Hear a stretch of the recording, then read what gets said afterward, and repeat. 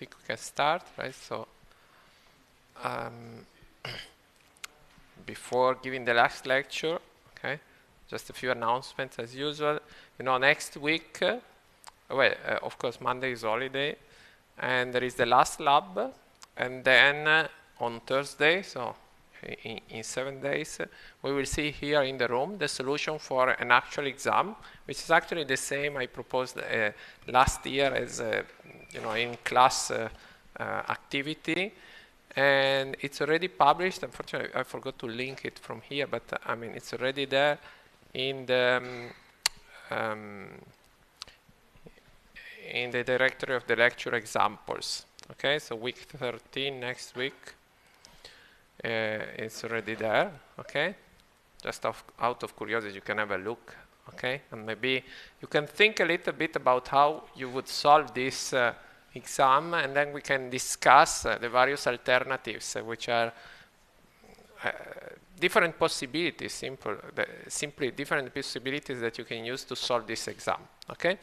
Actually, it was an actual exam that was given actually in 2022, so 3 years ago. Okay, and just have a look. And this is the final version in the sense that you see some text is in red. That means that has been modified slightly after publishing the exam the first time, because we got feedback from the students and something was not really very clear, and so we adjusted the text a little bit. Okay.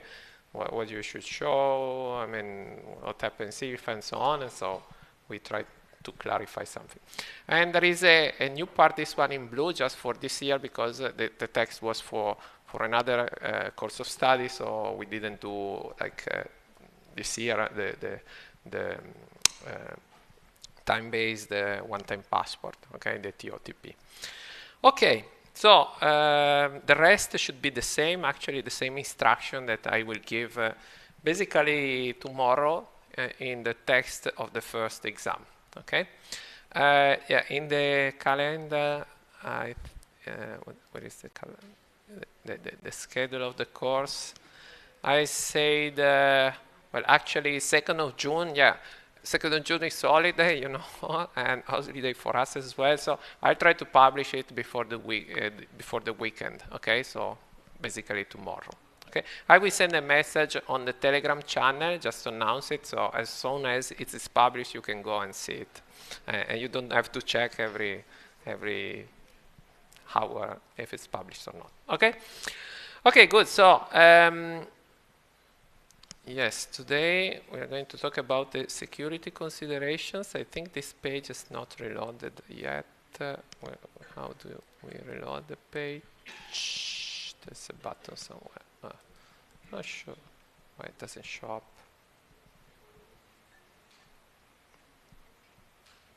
No, must. Yes. No, sorry. I didn't link it from here. Anyway, everything is published because I pushed it. So we need to just find where it is. This is actually in the lab, in the material. Okay. So slides actually authentication security issues. Okay, I will update it after the course. Okay, and that's not to lose time. So the material is here, okay? So just you need to search it, not from the schedule, sorry for that.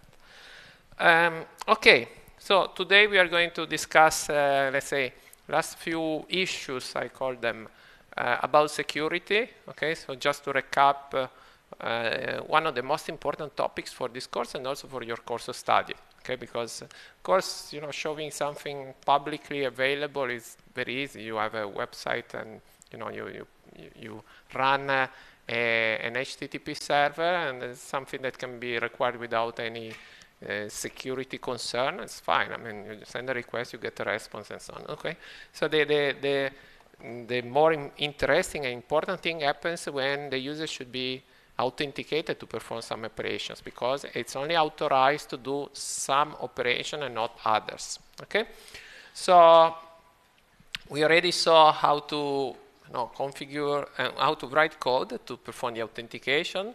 Also, a stronger authentication with the TOTP in last Monday, right? And now we review all the main issues that comes with security in web applications. Okay, so these are just some, I would say, maybe main, okay, security risks in authentication and authorization operations. And you see the list here. Basically, you need to be careful how you manage the session ID. Okay, that is the way in which we decided to implement the authentication in our course. Okay, some of these things have already been told. I've already told these things to you, but I mean it's useful to recap and to have a look at these things in a, let's say, now that you know them, so that you have a comprehensive view, okay, of the risks and what you need to pay attention to. I also said, okay, session IDs are not the way in which, the only way in which you can authorize operations, depending, of course, on who you authenticated in the beginning. There are also tokens, okay? But I mean, the difference between the two, well, we discussed them briefly. Here we will discuss them a little bit more. And then there is an issue about authorizing operations, okay? And you know, that's so easy to click on links that are found around or sent to you and so on. And how can we, I don't want to say prevent, but mitigate the attacks that comes in this way, okay? So let's have a look at what you should do, and especially what you should not do, okay? That's a really important thing that we discussed today. So you need to store the secret info in the browser. Either it's a session ID, so it means a cookie, or some tokens if you're using the token-based system, like for authorization and so on. Okay? As we say, try to limit the access to such secret information as much as possible. Okay? And so use the browser cookie storage so you don't have to implement anything. Okay? If you don't have to write code, you cannot write bad code because no code is involved, right? Okay, so if there is a feature, a functionality that is provided to you by some well-established system like the browser, use it, okay? And for the cookies, always use the HTTP only flag as we said to do, okay? So it makes the cookie inaccessible from JavaScript. It means any cross-site scripting attack, it means JavaScript injected in your application cannot access the cookie, because you cannot, also with your code, so nobody can access it, okay? And then, of course, set the secure flag, thing that we are not doing in our course because of, you know, practical issues. It's much easier to work without the HTTPS because we are using localhost, not a real server, and so on. But actually, in an actual deployment, make sure you use the secure flag of cookies, and this means that the cookie will be sent only on encrypted communication channels by the client, okay, by the browser. And from the server point of view, just make sure you can only be contacted on the HTTPS channels, okay, on the secure channels. If you get a cookie on an HTTP channel, so somebody, I mean, you answer HTTP and you get a cookie from that channel, you should just throw it away, make it invalid, and you know, ask the user to authenticate again, okay? Because that cookie, that information has been communicated to you on an insecure channel, okay? But I mean, it's even easier if you don't answer on the HTTP channel, okay? Nothing gets transmitted, because before transmitting, you need to establish a connection. If the server doesn't respond, the client cannot establish a connection, so you cannot just send information. Okay, so it's more about you know, where the browser can send, how the browser can send the information, and just make sure you set this secure flag, so easy to do. Okay, sometimes, however, this is not simply possible, because what you need to transmit is not a cookie. something that you handle yourself, like these tokens that we talked about at the end of the authentication part. And these tokens are typically sent using HTTP headers, maybe sometimes even in the body for some reasons, but I mean, typical place are HTTP headers, but I mean, it doesn't really matter where you send them. The fact is that you have to explicitly manage them through the JavaScript. So it means that you cannot just rely on this system that is based on cookies, because they are not cookies. That's the point, okay? And so you might know there is a storage API that we didn't talk about before in the course, and we are not going to talk about in depth here. We are just going to talk about this, just to tell in the end. So I'm spoilering it. I mean, don't use it, okay? Because the new HTML5 standard provides you a lot of new, let's say, solutions or systems that you can use to develop very beautiful, very complex, and very powerful applications. And sometimes it's actually useful using these new APIs, like this storage API. Okay, so it's something inside the browser. APIs inside the browser where you can say, store some information in some form. I think it's here. In typically it's a key value pairs storage. So it's not like a database, even though there is even a sort of simple database in the HTML5 APIs. But anyway, I mean, there are very simple storage mechanisms like a key and the value, more or less like the cookies. So it's very tempting to use them, right? And this local storage can be used to store a limited amount of information, but sometimes it's very convenient, very useful. If you think an application that probably you already used, and you will use for the exam, actually the Google Docs, because typically we publish the document as a Google Doc of the exam. I mean, you know that Google Docs can be used offline, right? Even if they are in the browser, you need to click somewhere, say offline, and where is the information stored? Well, it's actually stored locally in the browser. Indeed, until you come online again, the others cannot see, of course, your modifications because it's just local. But you need to store this information. Otherwise, it's like entering information and then you close the browser and you lose everything. It's not what you want, right?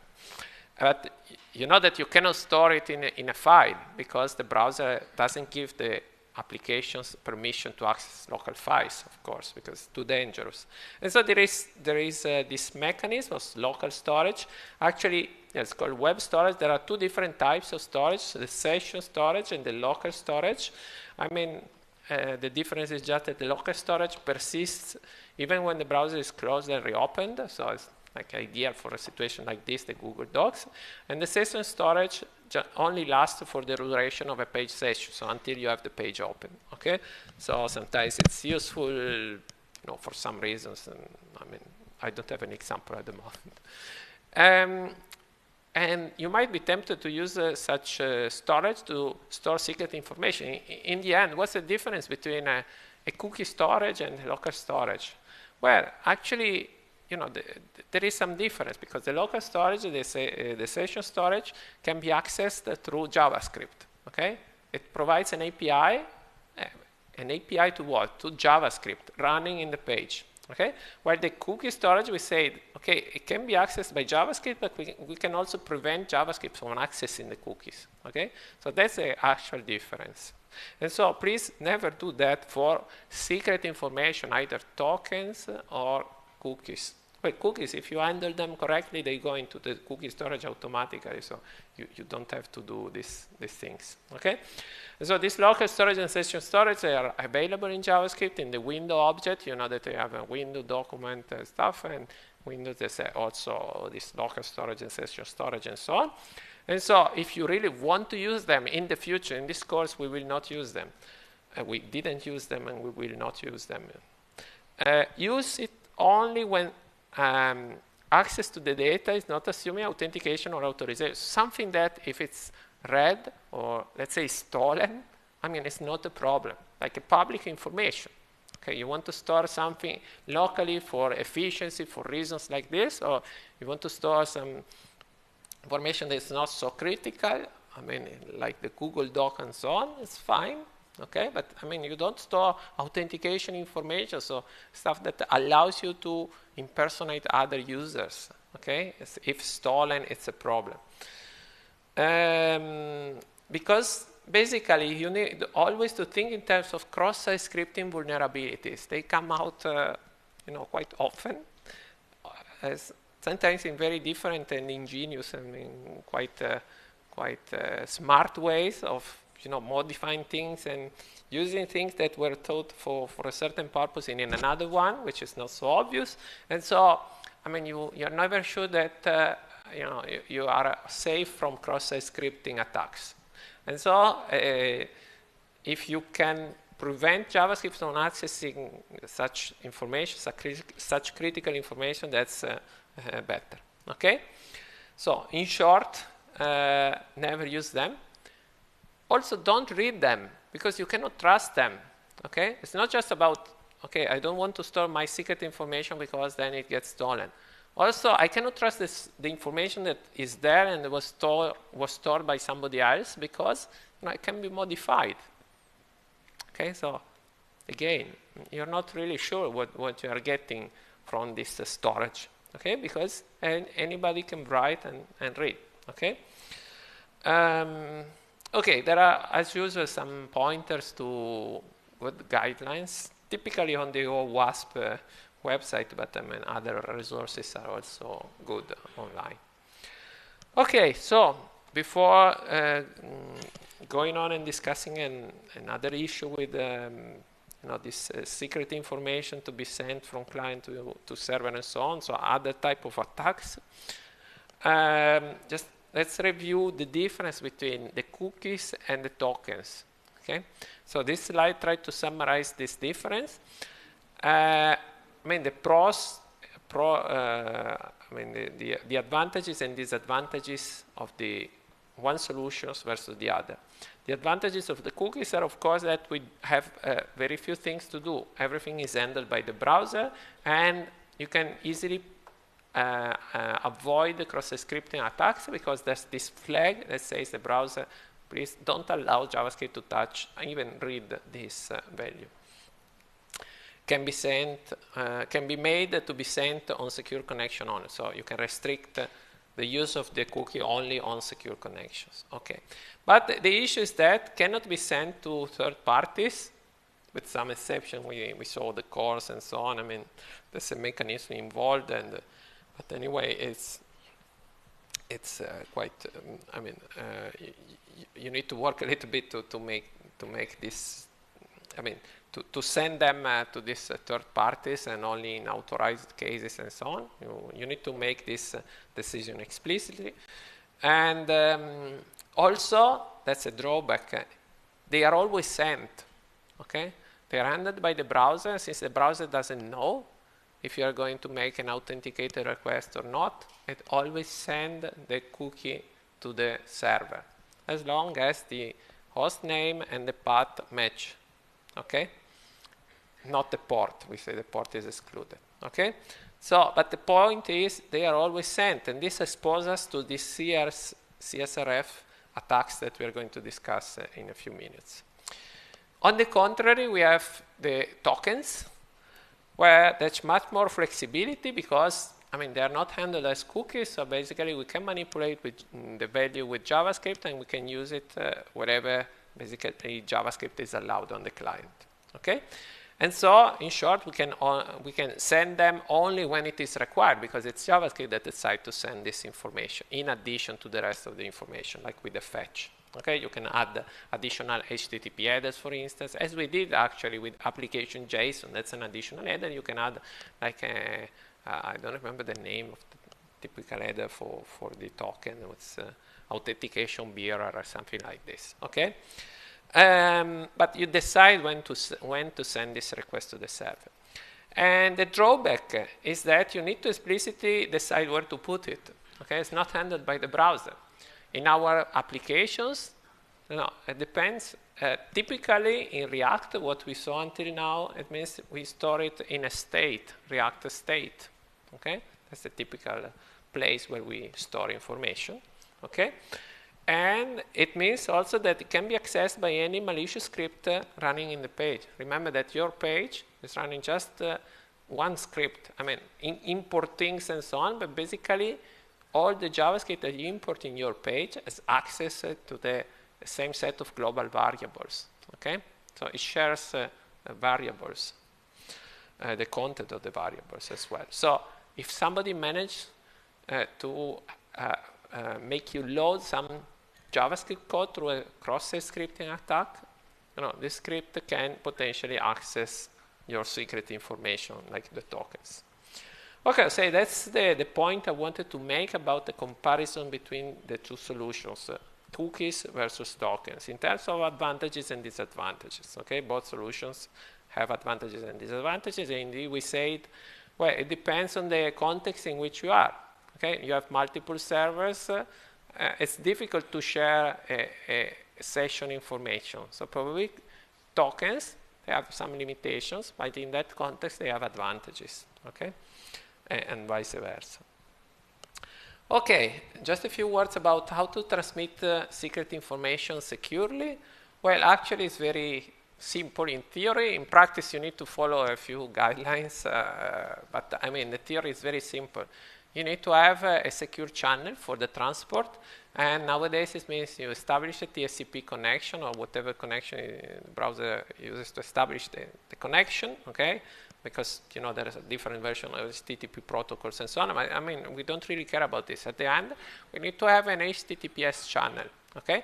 And to establish an HTTPS channel, it's good because we have a set of functionalities that protect the information that is sent on this channel. One feature is confidentiality. So you can have a look at the traffic, and the attacker can capture the traffic, of course, but it cannot understand what's going on. Okay. So if you open like a Wireshark or this kind of programs, traffic analyzers, in any point of the connection between the client and the server, you can have a look at the traffic, but you don't understand anything. And you cannot basically decrypt anything unless you have the key. Okay? And indeed, on the other side, they can decrypt the traffic and so understand what's the request and send a response, which is again encrypted and decrypted on the other side. So that's good for us because if somebody manages to know the session ID, that means the value of the cookie, it can impersonate authenticated users. So it's a problem, right? Second feature that an HTTPS channel provides is the integrity. So even though you don't understand anything about what's going on in the channel, just capture a set of bytes and you take these bytes and you send them again pretending to be the sender, okay? And this will not work because in the protocol there are mechanisms that prevent this reply attacks, okay? So it means taking parts of encrypted communication and send them back, send them again, sorry. Because there are counters or numbers or unique values inside each request that basically are not accepted more than one time on the server side. But this is done automatically by the HTTPS protocol, okay? So in short, you just need to understand that if you properly configure HTTPS protocol is fine from this point of view. So it doesn't cause any problem from this point of view. And then there's an issue about to which server I'm talking to, okay? So I mean the server is remote, so you're never sure that you're talking actually to the server that pretends to be a server of a certain organization. Like you write bank.com and you hope that the response comes from the server of the actual bank and not somebody impersonating the bank.com website, okay?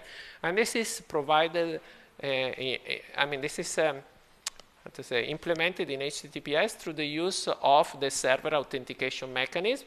That means that, in short, the server needs to have a certificate the TLS certificate, SSL certificate, if it's older, or a certificate that basically proves that the server to which you are talking to is actually the one that it pretends to be. Okay?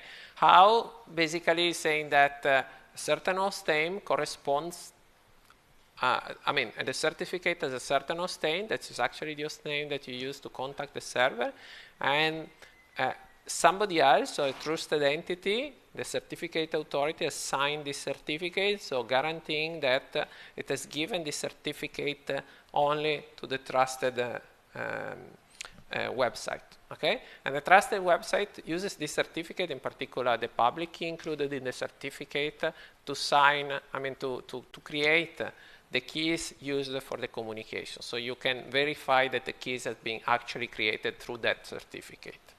Okay, so it's a long story. It's important, but actually a little bit out of scope of this course. The only thing we need to know is that if you properly configure the HTTPS channel toward the server, and you actually use a proper HTTPS certificate on the server, you are sure that you cannot intercept, third parties like attackers cannot intercept this secret information that you're going to send on the HTTPS channel.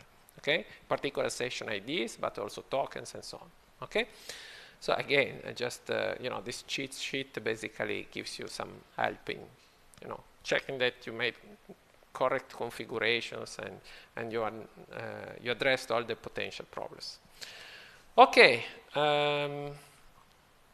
Okay, so of course for the exam we are not using them, I'm sorry, but of course you're not required to use them. We are assuming everything is configured correct, because it's really difficult, and especially for debugging and for testing, okay, because we are in a situation in which we need a more controlled environment for the exam especially.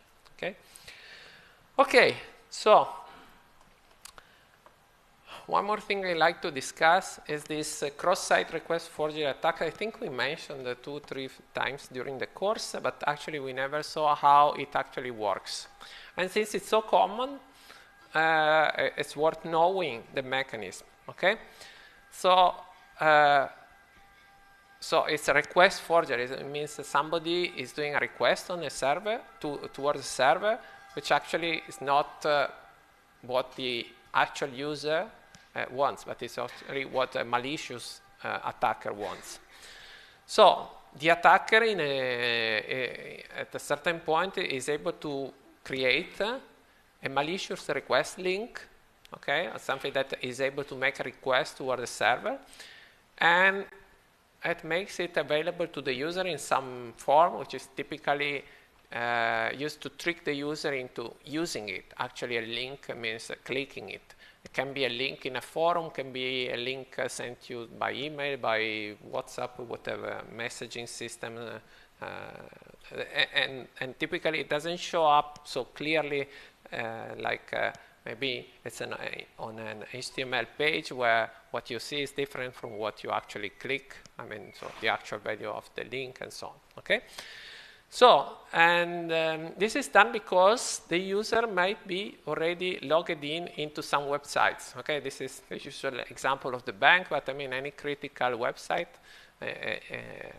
where you need to prevent doing modification without proper authentication is the same. Okay, so actually, if you have an established session with this website, so the user, unfortunately, send the request, and means clicks on the link, and actually, you remember what I told you about before about the cookies. It's a disadvantage. Here, it's a disadvantage. The fact that the browser automatically sends the actual cookie, the valid cookie, the session ID cookie, the cookie containing the session ID, actually, so the session ID value, to the server for any request, regardless from the way in which they originated. Okay, the browser doesn't really care if the user clicked the link in an email, in a forum, in another website, and so on. It just sends a request, and automatically it adds the session ID if it's logged in. Okay, we saw it during the authentication. When we studied the authentication, we tried to implement the application. Okay, and then there is a request, and the request also carries some indeed requests, so do some operations on the server side. Here it's transfer money. I mean, can be anything. Create a update the vote of web application calls, right? Anything you care about, the attacker cares about. Okay, and the website has, in this scenario, has no reason for not trusting the request coming from the client, because actually it comes with the session ID. It comes over HTTPS, so I mean, no problem on that. It believes it's a confidential communication, everything is fine. The session ID is known only to the authenticated user, so why you shouldn't execute the request? And indeed, that's what happens, unless you try to prevent this scenario, how we will see in a minute, okay? So typically the attacker has something to gain from the fact that the user clicked the link. Of course, it needs to be lucky, right? Because you need to be authenticated on the website that he or she cares about. Okay, like you need to have a connection with the bank established and with a valid session ID. Okay, so there will be like 1,000 users clicking and nothing happens because you don't have the session ID. But 1,001 has the session ID, and the attacker obtains its objective. Okay, and so the problem in this scenario is that there is nothing in the request, not even a single parameter, a single value that the attacker cannot add because it doesn't know or she doesn't know. Okay, and so a possible way of addressing this situation is to use something in addition that is not known to the attacker, and of course it's not contained in the link, and it's not a cookie because otherwise it's automatically sent by the browser again. So I cannot just solve it adding one more cookie, because otherwise we have 2 cookies sent instead of 1, and the problem remains the same.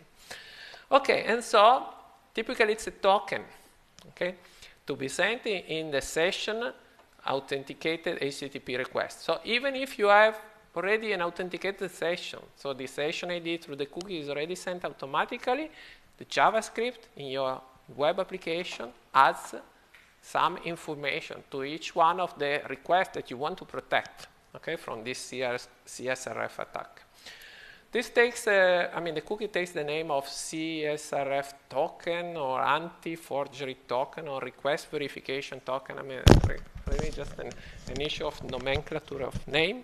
And I mean, it's actually a value that is established at the creation of the session. So when you authenticate with the website in the beginning, the server gives you back all the information you need to establish the session. So of course, the session ID in terms of the cookie.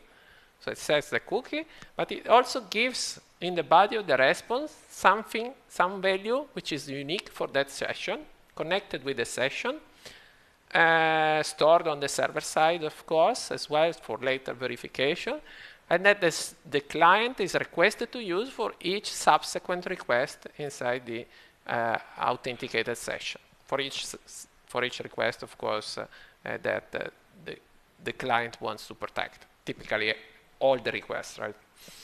Okay, so you have the session ID, but you get also this CSRF token, a string of random characters. Long enough not to be guessed easily, right? And so that's the initial situation. And when you do actually request without the attacker, so actual requests coming from your applications, the JavaScript code in your application takes care of adding this token, CSRF token, in each request. Typically it's done in the headers, but it doesn't really matter where you put this information. okay? The important thing is that there is an operation done on the client that adds this information. And it's not contained in the URL or in something that can be forged from outside the application, okay? The server will check the presence of the token and the value, okay? So the session ID and the token, the CSRF token match. I mean, it doesn't mean they are the same value, okay? Just, you know, in the session memory, you have the CSRF token. It's actually the same of the value, the same value of the token received by the browser, okay, by the client. If it's the same, okay, we are sure that the client knows this additional secret value, and so let's say the server is sure that the request came from an actual operation done on the client, because the client knows that it needs to add this secret information. Okay, and so if we come back to the attack that we saw before, the attacker creates this link and so on, creates this way of, this forged link. Let's say, assume it's a link, so it's easy to discuss. And so it operates as before. The user is tricked into clicking the link. So it sends the same request as before, but this time the request will not contain the token because there's no JavaScript involved on the client side that can add the information about the token before the request is sent. Okay, in a simple link, the browser simply send a request to the server without any local processing. Okay, it just send the valid session ID. It's true. I mean, as before, that's the problem of the cookies, but it doesn't add any further information. Okay, and so basically the website will recognize the fact that the CSRF token is missing. Okay, even if you send it with something, and I mean, from the attacker point of view, you cannot just create a link that sends additional headers, because headers are created by the browser. Okay, you need to trick the application into do something in addition, but I mean, it's more complex scenario. And so the CSRF token is missing, and so the server simply refuses to perform the operation. Okay, so let's say it's a very simple way of proceeding, right? So you add additional information, secret information that you establish in the beginning at authentication time here, and you keep it for the whole duration of the session, and you include it in every request. Okay? Okay, so we solved the problem. Actually, not really. Okay?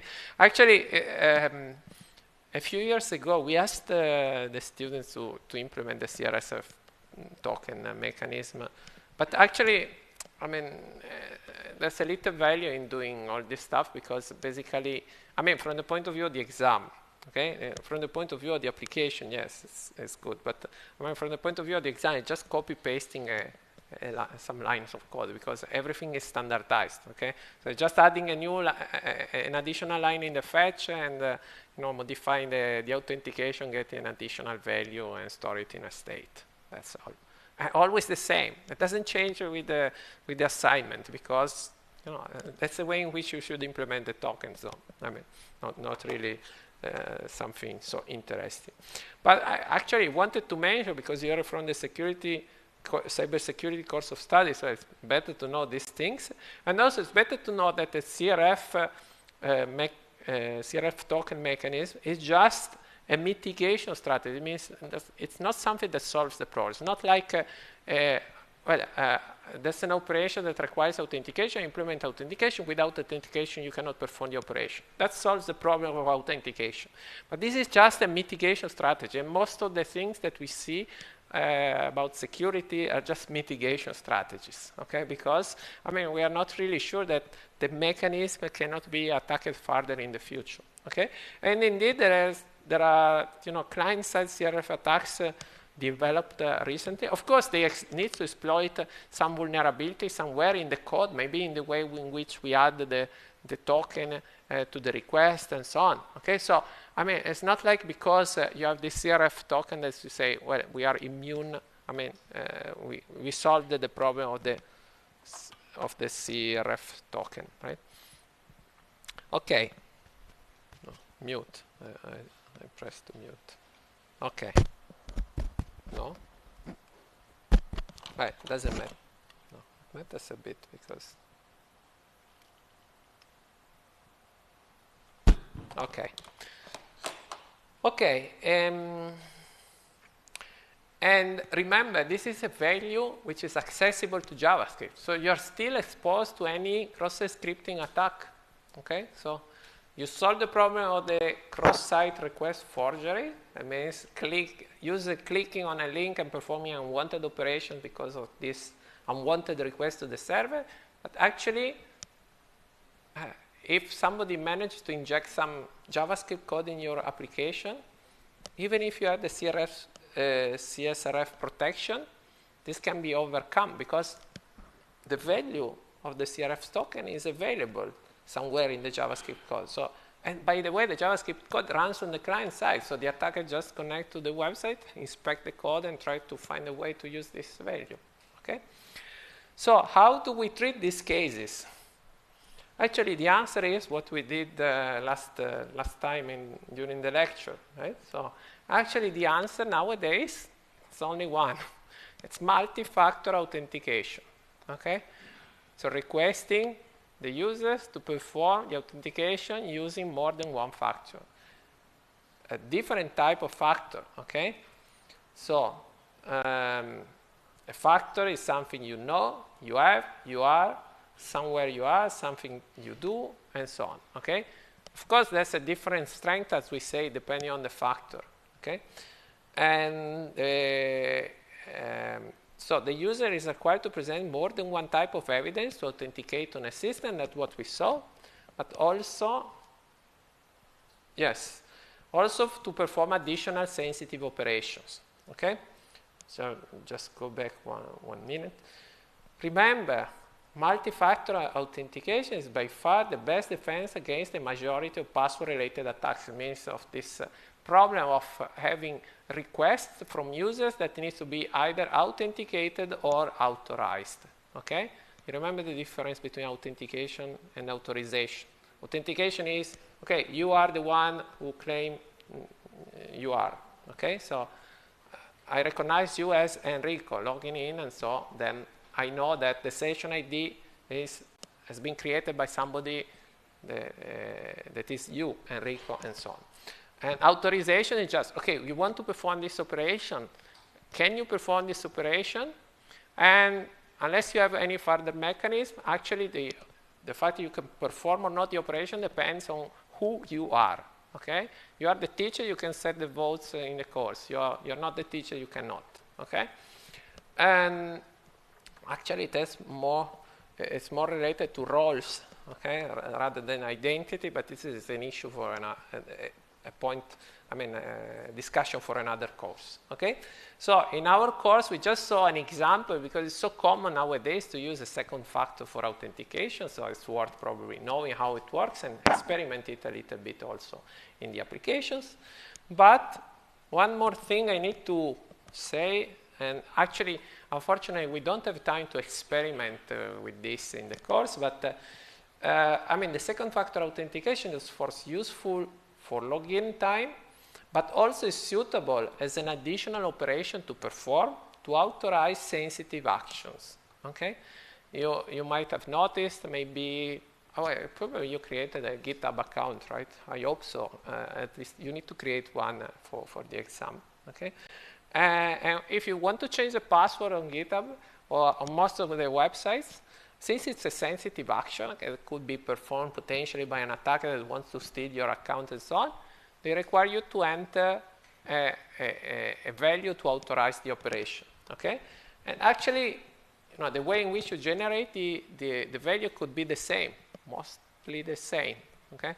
As for the login operation. Okay? You have a token that gives you values. I mean, the only point we are missing here, and that's what we are not discussing in the course because it becomes too complex, is that you need to connect the fact that you are generating a value to authorize a specific operation, okay? And so that's a point that is more difficult and would require more code and so on, okay? And that's why we are not seeing it in the course now.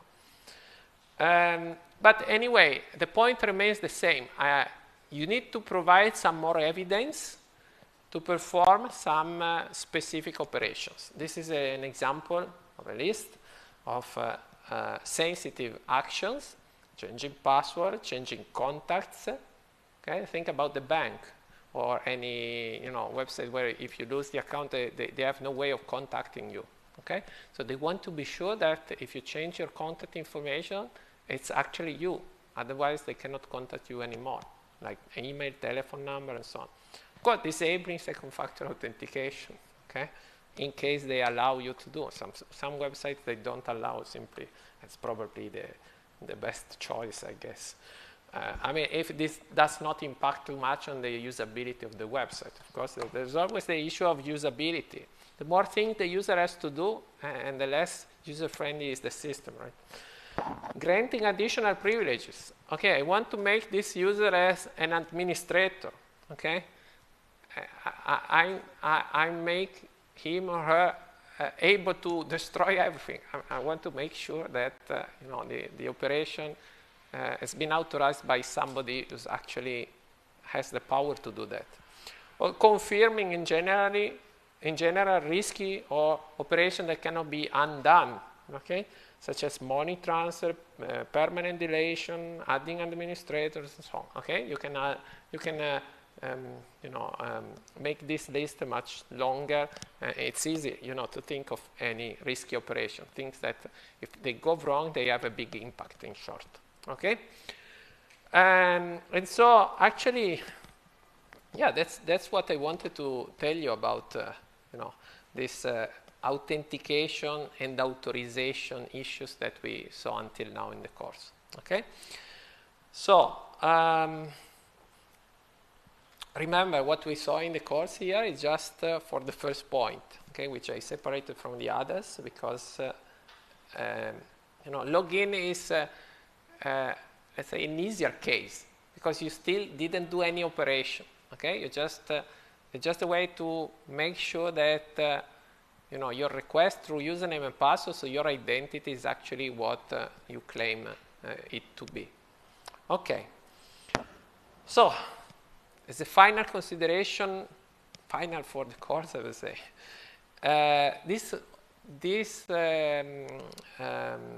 mechanism, authentication and authorization, as you saw, they are quite complex problems.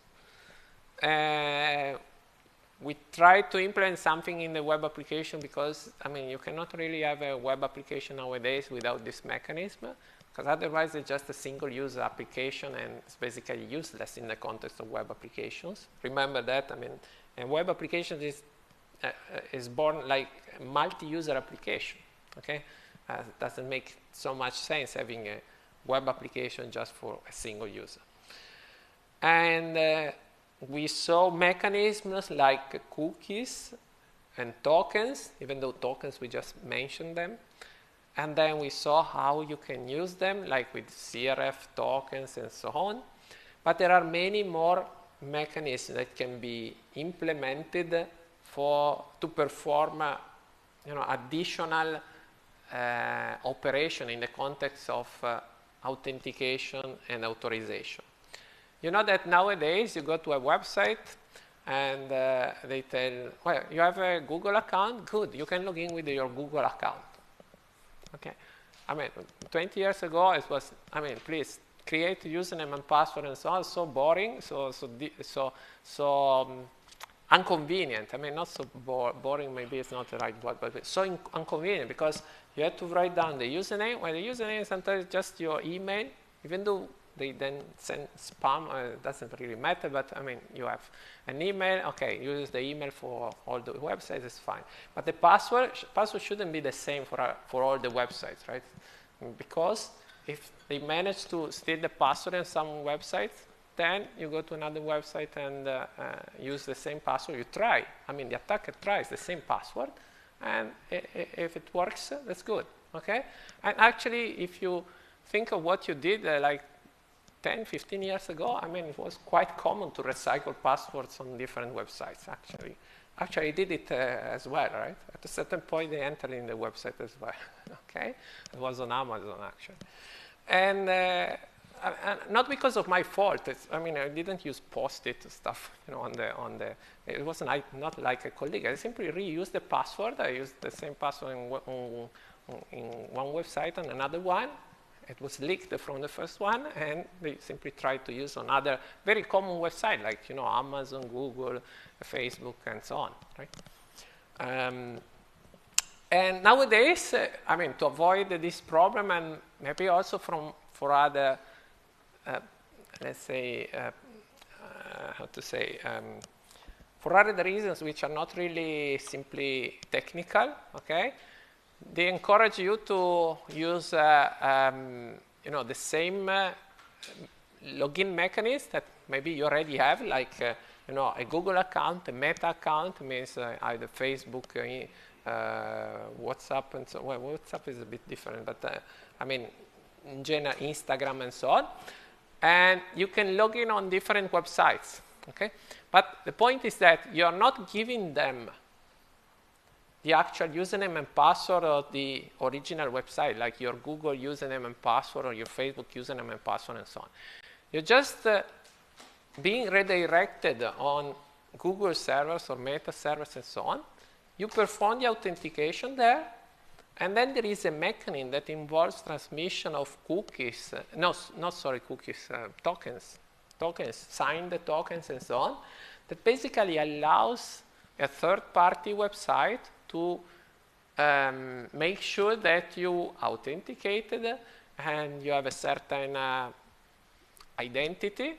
Can be clear, I mean, in clear text, first name, last name, and so on. It can be simple an ID that is associated with your identity. And so you can perform a certain set of operations on a website that doesn't really belongs to the Google or Meta and so on family of websites. Okay? And these mechanisms are used quite a lot nowadays, and they are all based on these cookies. On these tokens. Okay? Because why? So why?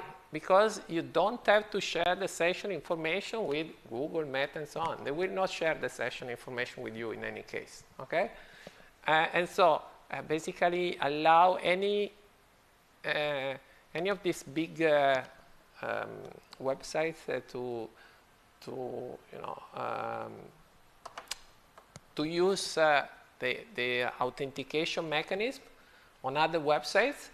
They gain in terms of knowing what the user likes and does and so on, because when you authenticate on a third-party website, Google knows if you use Google or Meta knows and so on, and they might also track you, but I mean that's a different story. But and the third-party website gains in terms that it has no need for managing username and passwords for the users of its website, okay, which is always difficult, as we said here. They are complex problems. You need to make sure that you store a password correctly with the hash, with the salt, and so on, in a secure place. If they need to change the password, you need to make sure that actually they are what they claim to be. They are not attackers. You want to implement the second factor authentication and so on. A lot of things that are difficult to implement and easy to get wrong. Okay? There are also, protocols like this Auth, which is very common nowadays, and I've been told that they will tell you, they will explain this Auth in other courses in this course of study, this cybersecurity course of study, and it's basically a mechanism that allows you to authenticate and to authorize you to perform operations on certain set of resources. Okay, it's actually quite standard nowadays. It's required by quite a lot of these big websites. Actually, not during the authentication phase on the using the the browser, okay, but under the hood by other programs. Like if you want to access, the Gmail from Thunderbird and so on, they need to perform this Auth authentication. They don't allow you to do it with username and password anymore.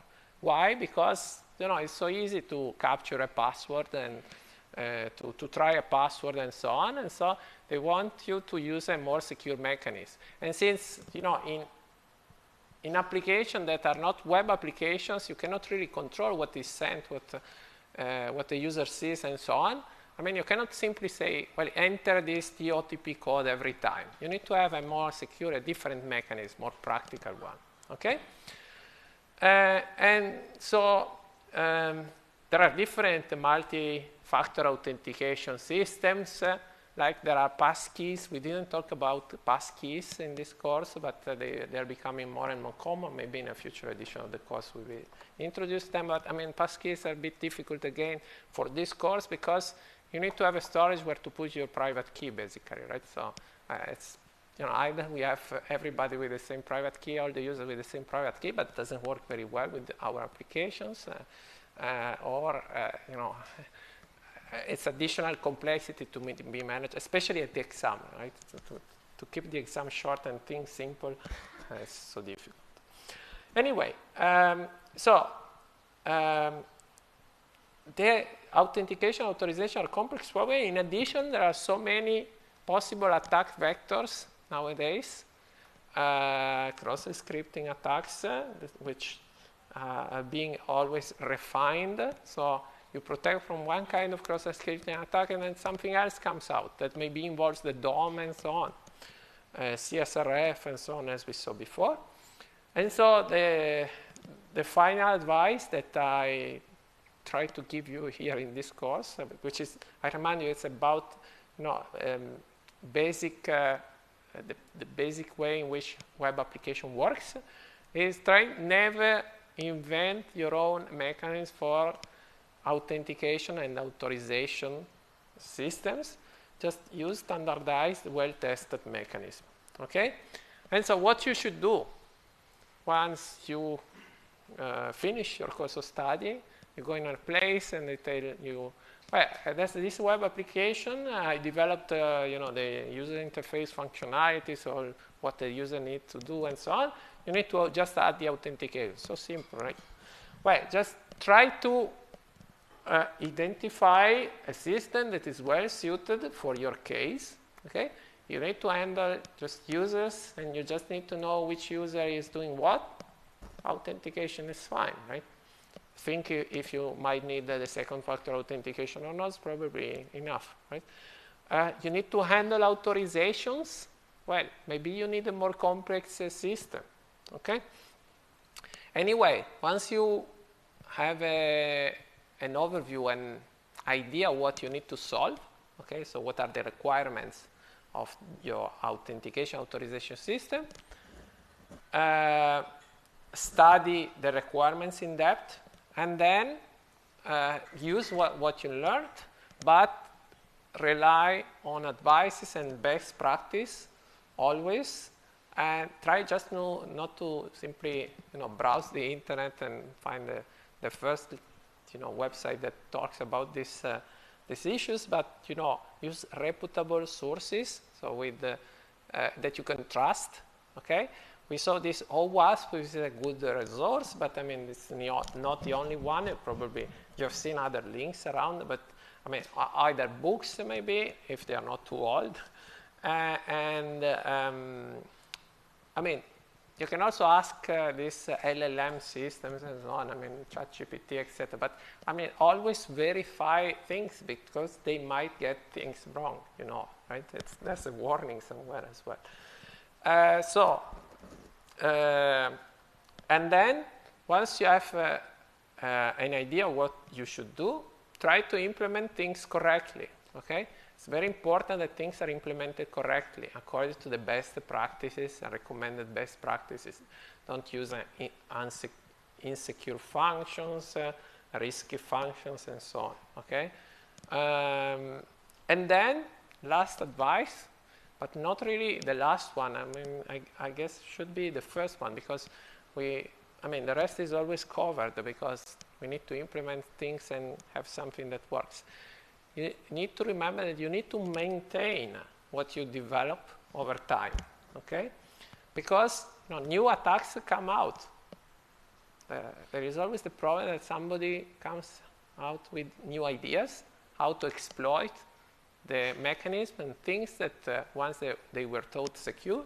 And so basically you need to maintain your system. Basic thing you need to do is to check for bugs that comes out, and for the software that you're using, we are relying on a lot of libraries. You remember that when we install, with npm, we import a lot of libraries. These libraries might have bugs. They are addressed over time, but if you don't update your libraries in your systems, you're still using the vulnerable version of the library, right? So you need to maintain the system, at least, doing the critical updates, critical in terms of security. That's why often in systems there are, different channels for updating. We know that updating libraries is always risky because you risk breaking something, some functionalities, okay? And so sometimes there are updates that are really necessary, okay, because of security bugs, big security bugs that your code might have. And then there are other updates that maybe are just, improvements, speed improvements, more efficient execution of the code and so on. This is a different story. I mean, you have more time to decide what to do and so on. But please, remember that things need to be updated. Okay, it's like security protocols or the keys and so on. You need to change password periodically. You need to do all these things which are recommended. I mean, changing password is not more recommended depending on the system, but you need to follow the advices from reputable security sources, including about maintenance over time. Okay, and make sure that newly discovered weaknesses are promptly addressed. Okay, that means if something is known, there's a bug somewhere in some very commonly used library and so on, make sure that you don't use the buggy version. That might involve a little bit of time and some effort, because if you want to use a new version of the library, if you follow what we said in the beginning of the course, that means that you need to check the code before using it, right? Maybe just a differential check, you see what has changed, what has not, but somebody should do this check, okay? Otherwise, you're just importing random code. I'm not really sure it's the best option to do, okay? So I think that's more or less all for, I would say, for the theory part of the course, okay? If you have any questions or comments, just let me know. Otherwise, there will be my colleague in the following 1 hour and a half. So it should be on the schedule. That is somewhere here, right? So Antonio, my colleague, will arrive here, okay? AS here. And you will have, actually, not really sure, review of lab solution about authorization, but I would say a general discussion about authorization and how to implement things, how to debug things, and so on. I think it's, the thing we are going to do is probably quite useful to you, hopefully, okay? After his lecture, I will publish the solution to the lab, for the lab, okay? So the solution is not yet published, okay? After you discuss with him, we will publish the solution. And then I will publish the text of the first exam, okay, for on Friday, so tomorrow. And then I will also open a topic in the Telegram. So basically, if you have questions, comments, and so on for the exam, you can write in that topic, okay? Just to keep things ordered, because at a certain point in 2 weeks, there will be the second exam, the text of the second exam, and there will be people, probably a lot of people, asking things for the first exam, and maybe somebody else asking things for the second exam. So with the topics, it means sub-channels, so we keep things separate, and it's easy to handle the situation, okay? And in any case, we will meet again on Tuesday for the lab, okay?